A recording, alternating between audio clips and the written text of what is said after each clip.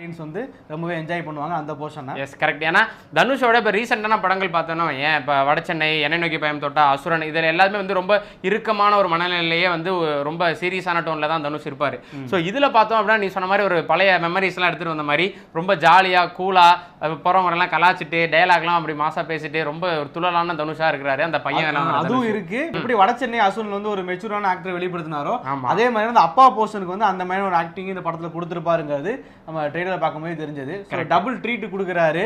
So வந்து பொங்கலுக்கு ஃபிளாஷ்பேக்ல அப்பா சொல்லி கொடுக்குற அந்த அடிமுறையை வந்து பிரசன்ட்ல பையன் தனுஷ் வந்து எப்படி மார்ஷியல் ஆர்ட்டா யூஸ் பண்ண போறாரு அப்படின்ற விஷயங்கள் எல்லாமே நான் ட்ரெய்லர்ல பார்த்தா தெரியுது. ஸோ பார்க்கலாம். 16ஆம் தேதி படம் ரிலீஸ் ஆக போகுது. பேக்ரவுண்ட் ஸ்கோரும் சூப்பரா இருக்கு. ஸோ படத்துக்கு ஒரு பெரிய பலம்னே சொல்லலாம். So double action Dhanush, Sneha, Dhanush புதுப்பேட்டைக்கு அப்புறம் சேர்ந்து நடிக்கிறாங்க. மரியன் பிரசாட நடிக்கிறாங்க. ஸோ வித்தியாசம் முனிஷ்காந்த் வேற இருக்காரு, நம்ம கேபிஒய் சதீஷ்லாம் வேற இருக்காரு. ஸோ டிஃப்ரெண்டான காம்போ எப்படி ஒர்க் அவுட் ஆகுது அப்படின்றத ஜனவரி 16ஆம் தேதி பார்த்துடலாம்.